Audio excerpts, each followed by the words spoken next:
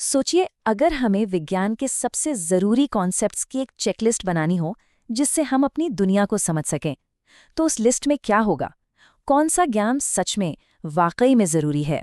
चलिए, आज इसी सवाल का जवाब ढूंढते हैं। हम विज्ञान को उसके सबसे जरूरी हिस्सों में तोड़ेंगे, फिजिक्स के नियमों से लेकर जिंदगी के ब्लूप्रिंट तक।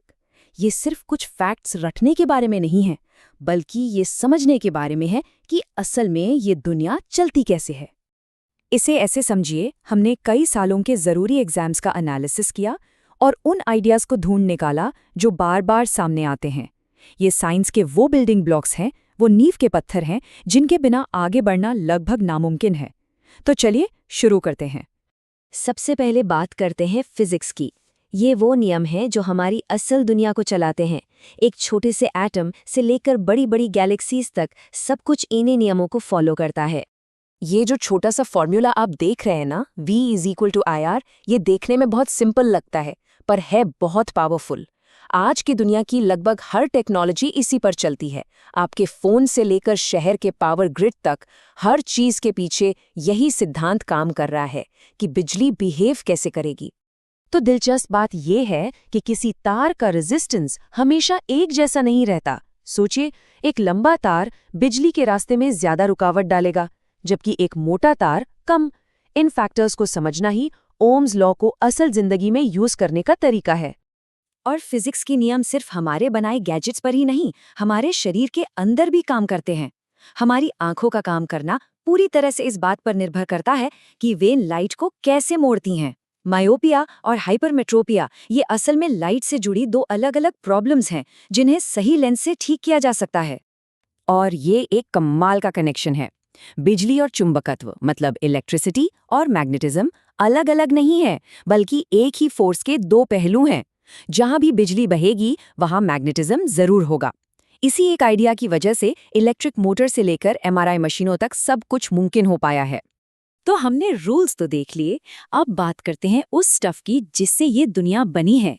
ये सब एटम्स और मॉलिक्यूल्स के डांस के बारे में है, यानी केमिस्ट्री।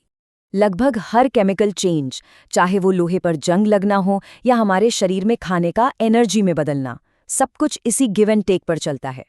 जैसे जब लोहे पर जंग लगता है तो वो हवा से ऑक्सीजन ले लेता है, ये ऑक्सीडेशन है। और ये दोनों प्रोसेस हमेशा साथ साथ होते हैं, एक के बिना दूसरा अधूरा है। ये स्केल हमें बताता है कि कोई चीज़ कितनी एसिडिक है या कितनी अल्कलाइन। नींबू के रस के खट्टेपन से लेकर साबुन के कड़वेपन तक सब कुछ इसी से मापा जाता है। खेती के लिए मिट्टी की जांच से लेकर हमारे पीने के पानी की क्वालिटी तक ये समझना हमारी डे टू डे लाइफ में बहुत काम आता है।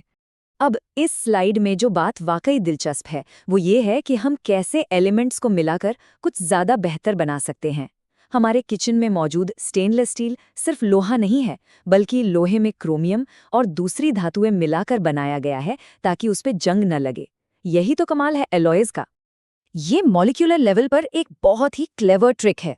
साबुन गंदगी को घोलता नहीं है, बल्कि उसे छोटे छोटे पैकेटों में बंद कर देता है जिन्हें पानी आसानी से बहाकर ले जा सकता है।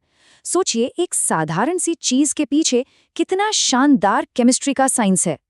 और अब आते हैं आखिरी हिस्से पर। अच्छा, तो फिजिक्स के लॉज और केमिस्ट्री के रिएक्शंस मिलकर लाइफ जैसी कॉम्प्लेक्स चीज कैसे बनाते हैं? चलिए अब झांकते हैं बायोलॉजी की दुनिया में। हर जिंदा चीज को एनर्जी चाहिए। ये दो मेन तरीके हैं जिनसे सेल्स खाने से एनर्जी निकालते हैं। ऑक्सीजन के साथ, जिसे एरोबिक रेस्पिरेशन कहते हैं, और ऑक्सीजन के बिना, जिसे एनारोबिक रेस्पिरेशन कहते हैं। हम इंसान तो एरोबिक रेस्पिरेशन पर निर्भर हैं, लेकिन कई छोटे छोटे जीव बिना ऑक्सीजन वाली दुनिया में भी फलते फूलते हैं। पौधों के अंदर ना एक कमाल की पाइपलाइन होती है। ये टेबल इसे बहुत अच्छे से दिखाती है। इसे ऐसे समझिए, जाइलम एक वन वे हाईवे है जो पानी और मिनरल्स को जड़ों से ऊपर की ओर ले जाता है, और फ्लोएम वो एक टू वे डिलीवरी सिस्टम है जो पत्तियों में बने खाने को पौधे के हर हिस्से तक पहुंचाता है। न्यूरॉन हमारे शरीर के डेटा केबल्स की तरह हैं, लेकिन यहाँ एक हैरान करने वाली बात है। जब हम किसी गर्म चीज को छूते हैं तो वो सिग्नल हमारे दिमाग तक नहीं जाता, वो सीधे रीढ़ की हड्डी तक जाता है और वहीं से हाथ हटाने का ऑर्डर वापस आ जाता है। ये एक ब्रिलियंट सेफ्टी फीचर है ताकि रिएक्शन सुपर फास्ट हो। ये वो प्रोसेस है जो सेक्सुअल रिप्रोडक्शन के दिल में है।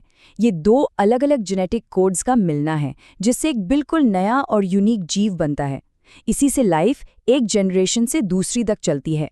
मेंडल के मटर के पौधों पर किए गए काम ने ही हमें पहली बार समझाया कि हमारी आंखों का रंग या हमारी हाइट जैसे गुण एक पीढ़ी से दूसरी पीढ़ी तक कैसे पहुंचते हैं।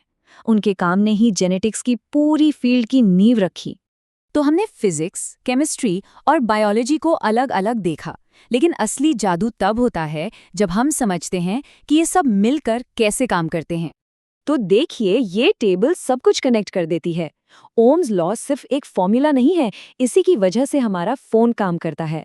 अलॉयस सिर्फ एक मिक्सचर नहीं है, वे वो पुल हैं जिन पर हम चलते हैं। और जेनेटिक्स सिर्फ एक थ्योरी नहीं है, ये वो दवा है जो जानें बचाती है और वो खेती है जो दुनिया को खिलाती है। आखिर में ये चेकलिस्ट कोई अंत नहीं है, ये तो बस एक शुरुआत है। ये दुनिया को देखने और सवाल पूछने के लिए कुछ ज़रूरी टूल्स का एक सेट है।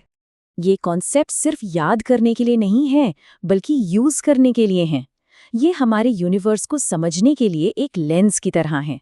तो सवाल ये है कि इस नॉलेज के साथ हम अगला क्या पता लगा सकते हैं, कौन सी नई पहेली सुलझा सकते हैं।